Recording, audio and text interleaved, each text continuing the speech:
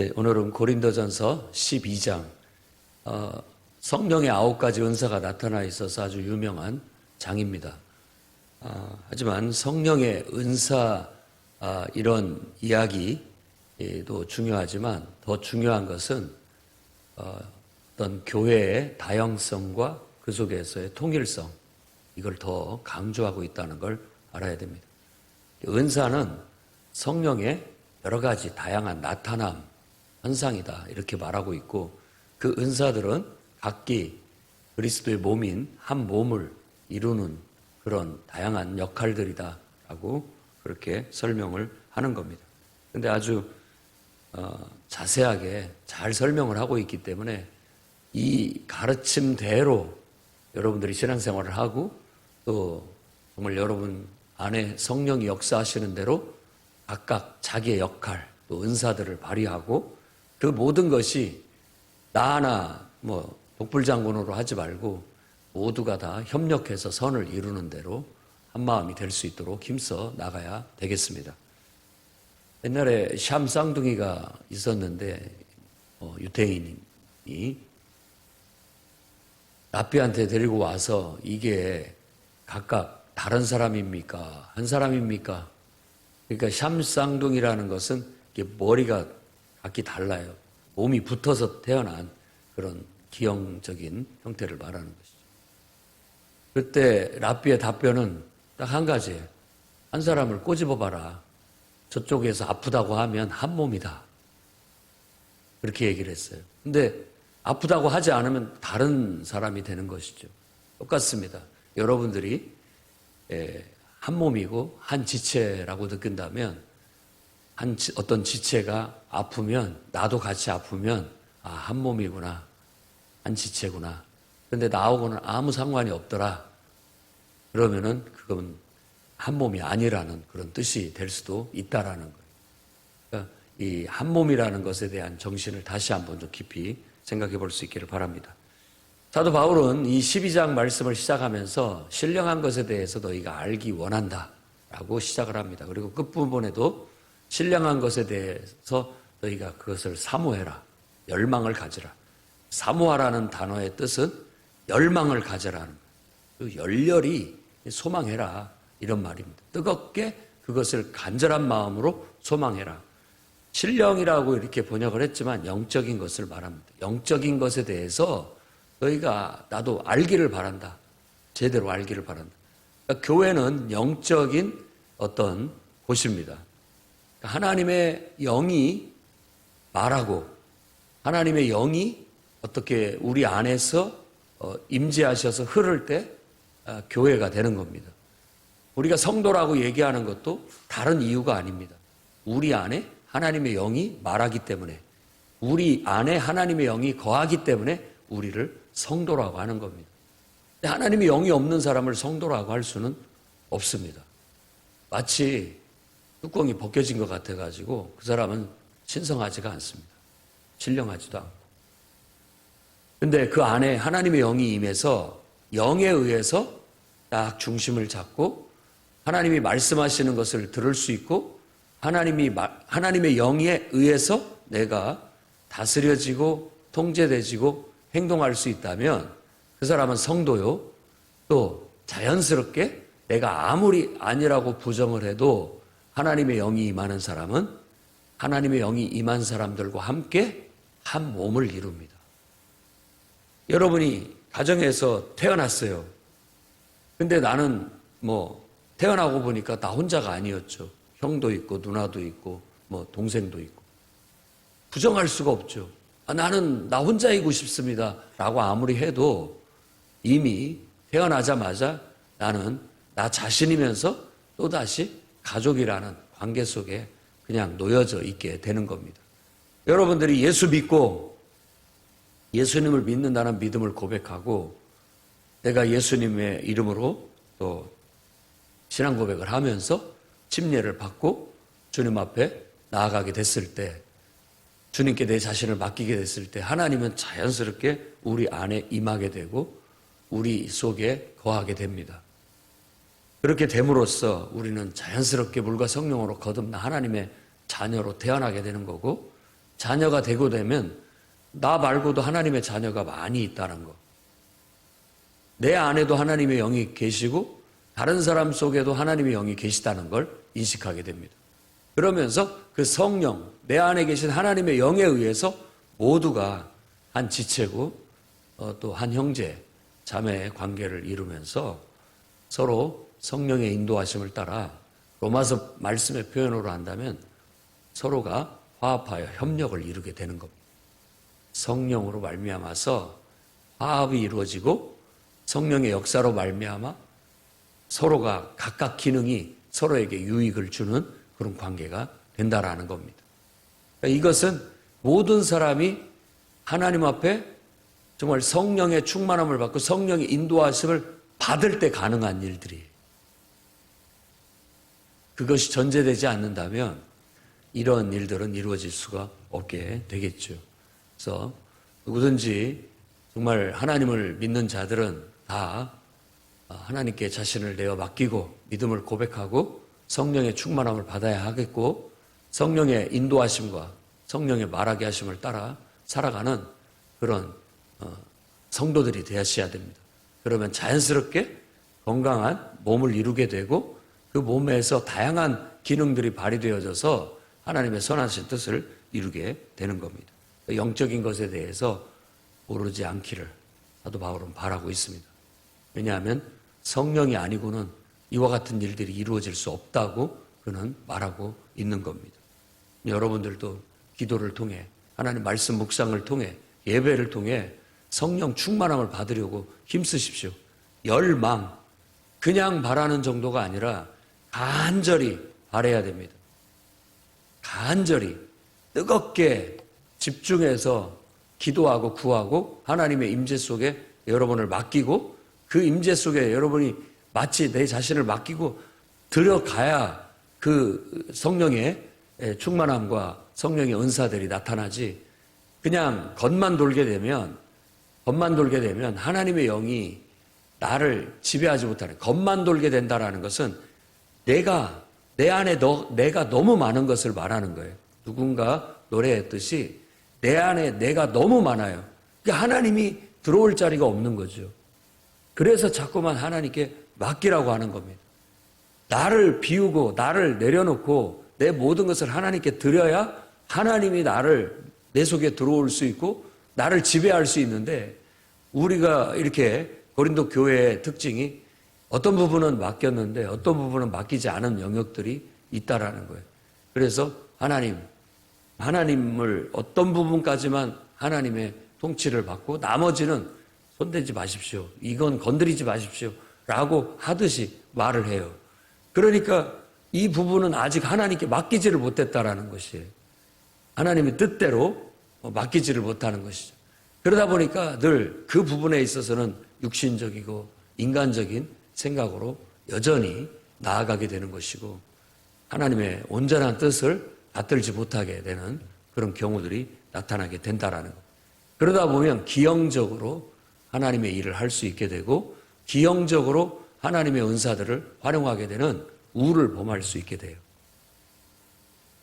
내가 어떤 부분에 있어서 하나님을 믿고 있고 하나님의 은혜 가운데 살고 있고 하나님의 통치를 받고 있는데 어떤 부분은 우리가 기형적으로 온전치 못하기 때문에 그 부분에 있어서 항상 그것이 영향을 미쳐서 다른 것에도 영향이 나타날 수 있다라는 것입니다.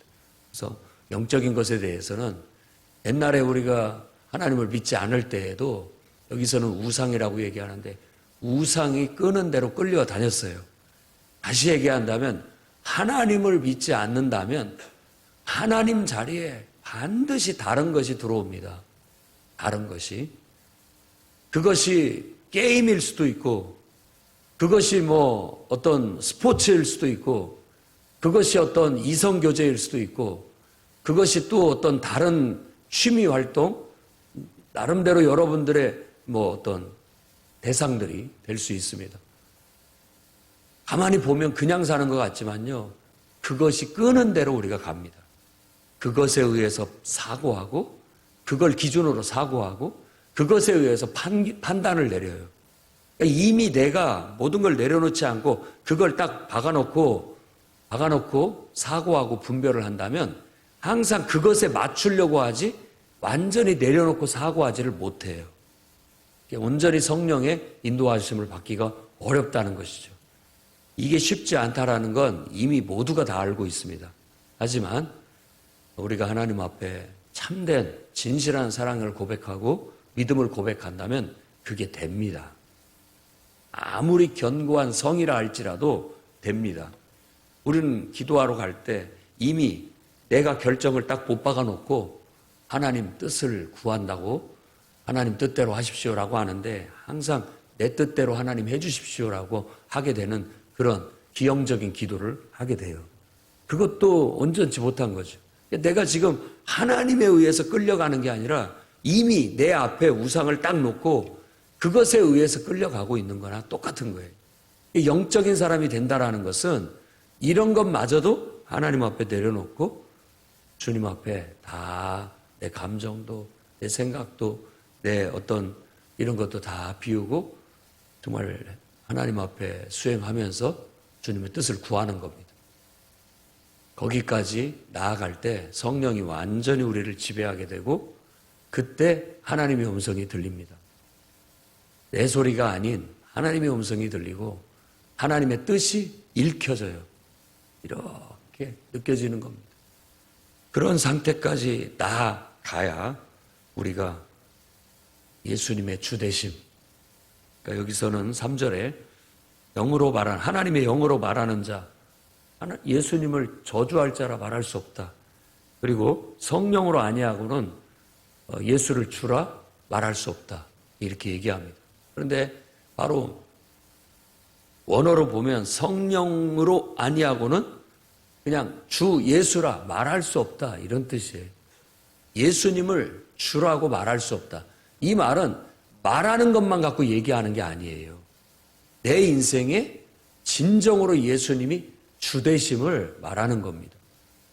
그러니까 정말 예수님이 성령으로 완전히 나를 지배하고 내가 온전히 내 모든 걸 내려놓고 맡길 때 진짜 내 인생에 예수님이 주인 되심이 실현되게 되는 것이죠. 그건 바로 예수께서 복음서에서 말하는 하나님 나라가 임했다. 하나님의 나라가 너희의 것이다. 라는 말과 같은 겁니다. 내 안에 예수님이 주인 되심이나 하나님의 나라, 곧 하나님의 통치나 말만, 표현만 틀렸지 같은 얘기예요. 완전히 하나님이 나를 통치하신다는 거죠. 그분이 나의 주라는 말은 뭐 주종 관계로도 볼 수 있지만 그 당시 때 황제, 왕을 주라고 부르기 때문에 또 구약 성경에는 여호와 하나님을 주라고 부르기 때문에 그 모든 개념을 다 함의하고 있는 겁니다. 함축하고 있는 거예요. 그러니까 내 인생의 전부이시고 나의 통치자이시고 내 모든 것 되시는 분이 바로 예수님이다라고 고백하고 그것이 내 삶에 실현될 수 있게 되는 거죠. 그러니까 성령으로 아니하고는 내가 성령 받고 성령의 지배를 받지 않고는 진정으로 예수님의 주되심을 실현하지 못하는 것이죠. 만일 그걸 실현하지 못하게 되면 일부분만 내 인생에 예수님은 주인이시고 나머지는 다 내가 주인이에요. 그만큼 내가 내 안에 많은 것이죠. 이걸 서서히 여호수아가 가나안 땅을 점령해 들어가듯이 그 내용은 그 영적인 의미를 그대로 보여주는 얘기입니다. 여호수아가 믿음으로 하나님 말씀에 순종하여 그 가나안 땅을 하나도 남김없이 다 점령해 들어가듯이 우리의 내 안에 내 삶의 영역 속에도 이제 주님의 주인 되심, 주님의 통치가 하나씩 점령되되 아껴보지 말아야 되고 절대 타협하지 말아야 되고 하나도 남겨두면 안 됩니다. 그걸 남겨두는 즉시 그것이 여러분의 삶의 올무가 되고 옆구리의 가시가 되는 겁니다. 그래서 그것이 계속 내 인생의 시험거리가 되고 우리 인생에 해결하지 못한 하나의 영역이 돼서 계속 그 문제가 항상 나를 고통스럽게 할 수 있습니다. 영적 싸움인 거죠. 영적 싸움이에요. 여러분의 삶의 전 영역을 성령의 지배 아래 두느냐, 그 싸움에서 내가 지느냐, 오늘 또 우리는 영적 싸움을 싸우고 있습니다. 아직도 하나님 앞에 그 영역 속에 들어가지 못한 부분이라든지 또 여부수 족속같이 일부 타협해서 받아들인 것이라든지 이런 요소들이 아직도 남아서 잔재들이 남아서 내 안에서 내가 자꾸 꿈틀거리면서 다시 나오려고 하고 성령의 뜻을 거스리고 나아가려는 그런 일들이 나타나게 되는 겁니다.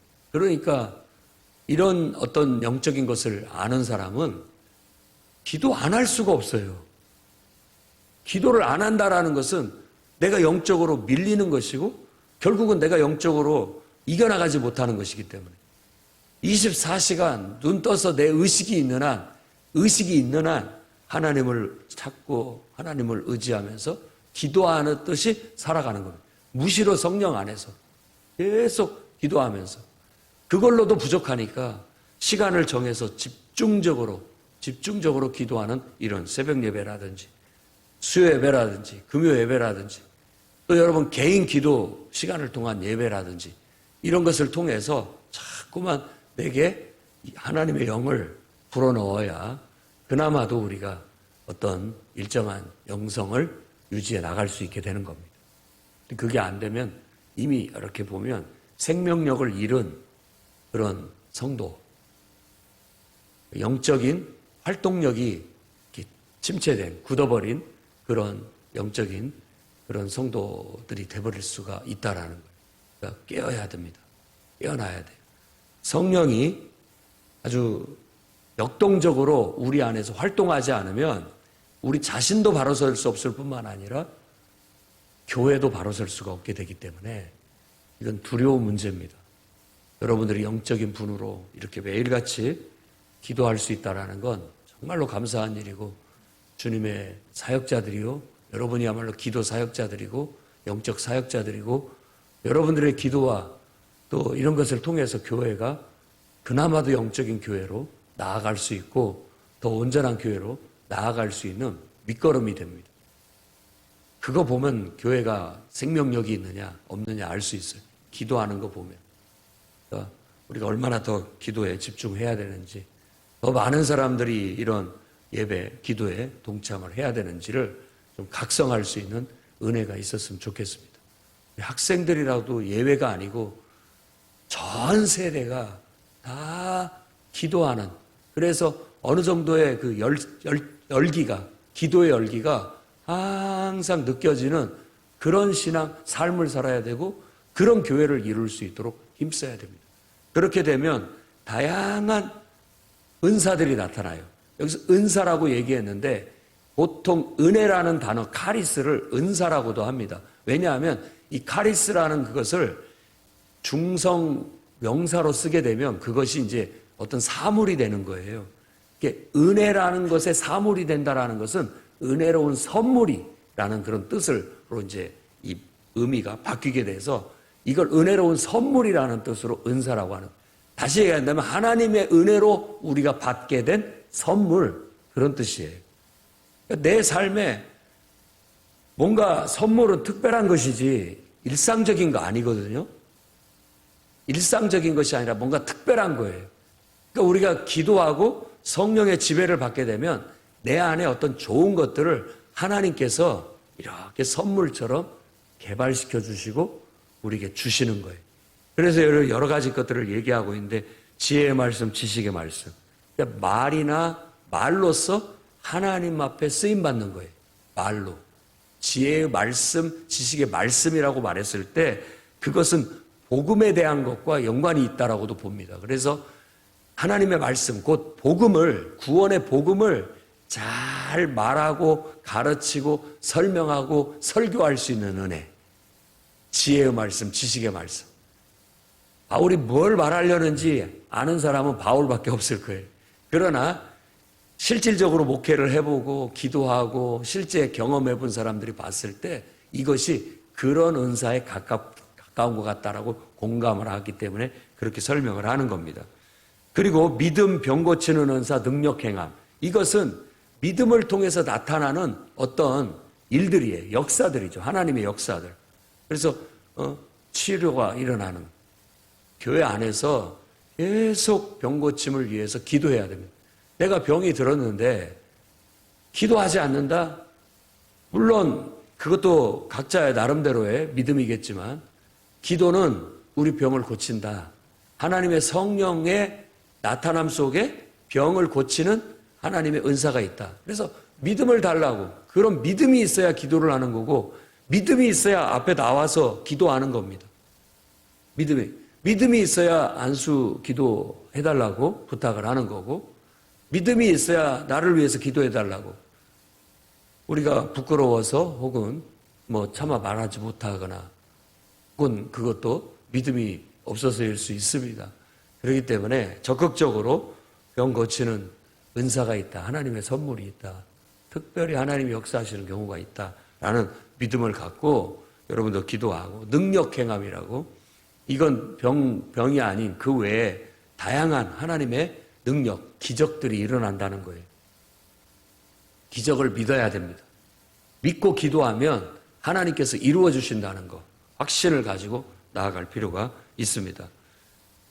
그리고 예언함과 영들 분별함. 예언이라는 것은 하나님의 계시를 받아서 그 계시를 하나님의, 그러니까 마음이나 하나님의 뜻이 읽혀지고 깨달아졌을 때 그걸 말로 선포하는 것이 예언입니다. 사도행전에도 보면 성령이 임하는 곳에 방언도 하고 예언도 했다라고 말하는 거예요.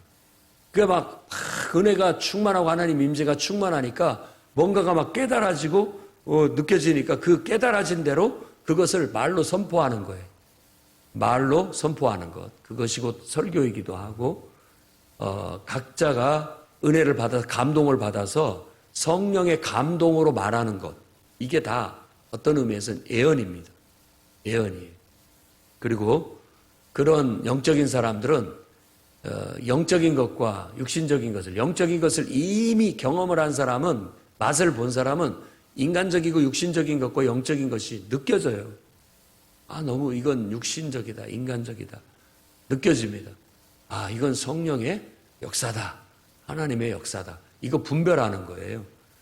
그러니까 가만히 보면 우리가 하나님의 지배 아래서 성령의 다 통치를 받는 것 같은데 어느 순간 나도 속아 넘어가서 나도 모르게 인간적인 것이 나오고 육신적인 것이 나와요. 그걸 가려낼 줄 아는 그런 감각, 영적인 감각을 갖게 되는 겁니다. 그리고 방언을 말하고 방언들 통역함이 있다라고 말합니다. 사도 바울이 말하는 방언은 하나님의 임재 속에서 영 안에서 알아들을 수 없는 말로 기도하는 말하는 거. 대개 보통 기도할 때 그런 말들이 나오기 때문에 방언 기도라고 그렇게 얘기하지만 사실은 기도라기보다는 말입니다. 단지 그냥 방언이라고 얘기했을 때 성경에서는 글로사라고 하는 단어를 쓰고 영어로는 텅규라고 하는 혓바닥을 말하는 거예요. 혓바닥. 그런데 사도행전 2장에도 그 혓바닥이 다른 혓바닥. 내가 평상시 말하는 말이 아닌 뭔가 이 혀가 하나님의 영에 사로잡혀서 내가 생각하고 의식하고 내가 말하려는 말이 아니라 다른 말이 나오는 거. 다른 말, 내가 알아들을 수 없는 말이 나오는 것을 그래서 방언이라고 그렇게 얘기합니다. 사도 바울은 이제 뒤에 나오겠지만 알아들을 수 없는 말이기 때문에 이 말은 내 영혼이 내 안에 있는 내가 의식하지 못한 내 안에 있는 영혼이 말하는 것이다. 하나님의 성령에 의해서 말하는 것이다. 라고 말해서 자기에게 유익하다. 자기한테만 유익하다. 그걸 알아듣게 번역하지 않는다면, 해석해서 알려주지 않는다면 다른 사람은 아무 은혜가 안 된다. 다만 믿지 않는 자들에게는 그것이 하나님의 놀라운 역사다라는 그것만 나타낼 수 있어서 믿지 않는 자들한테는 표적이 될 수는 있다. 하지만 유익을 주지는 못한다. 차라리 성령의 감동을 받아갖고 한마디 알아들을 수 있게 따끔하게 책망을 해주거나 어떤 교훈을 주는 것이 훨씬 우리에게 유익하다라고 그렇게 설명을 하고 있습니다. 그러니까 방언을 말하는 자는 통역을 위해서 기도해야 된다라고 해서 그렇습니다. 이런 부분들은 이제 실질적으로 우리가 경험이 많지 않기 때문에 사람들이 이런 거에 대해서 오해하기도 많고 그렇습니다. 성령을 방언을 말하는 것은 그 같은 영에 충만한 사람들이 똑같이 하나님의 마음을 읽어내고 느껴서 애언하듯이 방언을 매거래해서 하나님의 뜻을 읽어내고 말하는 것이 방언 통역이라고 조심스럽게 말할 수가 있겠습니다. 이런 은사들이 다 한 성령에 의해서 나온다. 그래서 한 성령에 의해서 하나님이 역사하심으로 인해서 모든 사람들이 다 각각의 기능을 발휘하게 돼서 이 기능이 따로따로가 아니라 각자를 위한 것도 아니고 혼자 그 은사를 갖고 뭐 이렇게 해먹으려는 것이 아니라 다 몸을 세우기 위한 몸으로서의 기능이다. 내가 아무리 나는 목사님 저는 그냥 내버려 두십시오. 저 혼자 알아서 하겠습니다. 아무리 그렇게 말해도 그 사람은 같은 지체예요. 지금 그런 얘기를 하고 있는 거예요.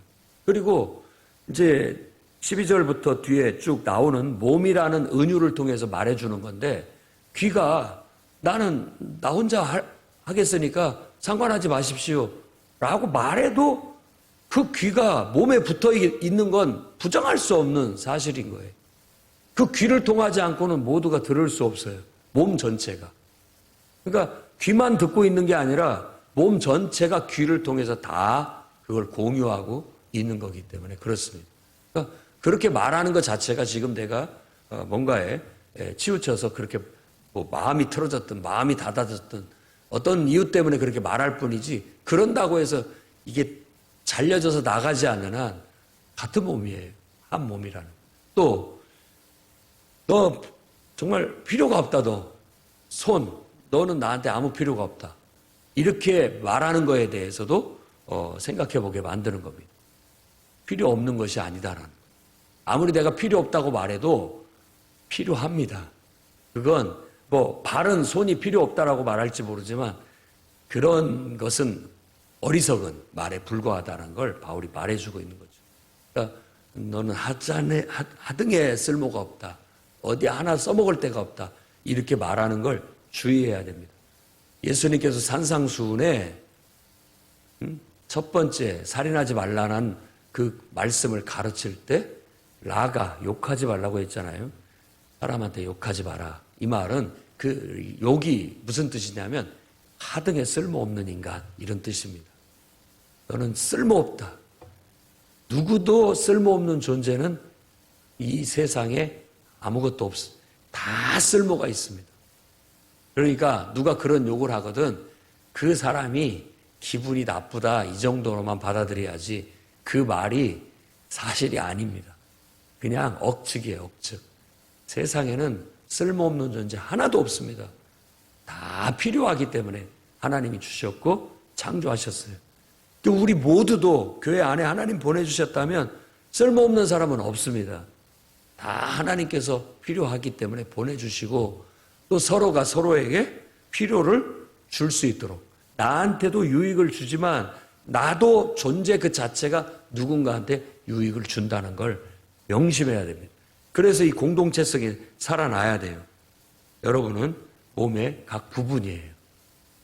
그래서 제각각이 자기 역할을 해줘야 몸이 건강하고 흔들리지 않습니다.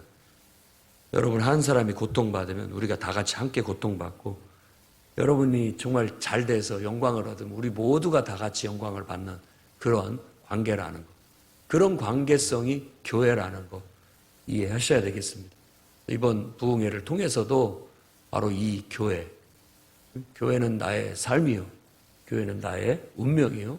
교회는 나의 신앙이다 라고까지 고백할 수 있는 것은 교회가 예수 그리스도의 몸이기 때문에 예수 그리스도께만 고백할 수 있는 고백을 정말로 그분의 몸된 교회에게도 고백할 수 있는 그 정도의 교회관 가져야 된다. 그래서 한 성령을 함께 받고 한 성령을 함께 마시고 한 지체가 돼서 한 몸이 돼서 우리가 하나님의 위대한 사역을 성령의 역사 속에서 이루어나가는 건강하고 힘있는 교회를 저도 이루기를 정말 바랍니다. 여러분들이 각각이 깨어서 각각의 그 지체로서의 살아있는 역동적인 역사를 이루어 나가 주십시오. 그래야 주님의 몸이 다 각각 협력해서 화합해서 하나님의 뜻을 이루는 건강하고 힘있는 교회가 될 수 있을 겁니다. 여러분들이 기도하기를 힘쓰고 성령 충만해져서 성령에 의해서 이끌려져가는 그런 역동적인 살아있는 교회가 되기를 주의 이름으로 축원합니다. 기도하겠습니다. 거룩하신 주님, 우리를 불러주시고 물과 성령으로 거듭나게 하사 하나님의 자녀 되게 하시니 감사합니다. 아직도 물과 성령으로 거듭나지 못한 영혼들이 있다면 예수는 우리의 인생의 구원자여 주님이시라는 고백과 함께 침례받게 하시고 죄사함 받게 하시며 성령을 선물로 받게 하사 성령의 인도하심을 따라 말하고 행동할 줄 아는 성도가 되게 해 주시옵소서. 그리하여 모두가 영적인 한 몸, 그리스도의 몸을 이루어 이 땅에서 우리가 감당해야 할 다양한 하나님의 사역들을, 사명들을 감당해 나갈 수 있도록 역사해 주옵소서.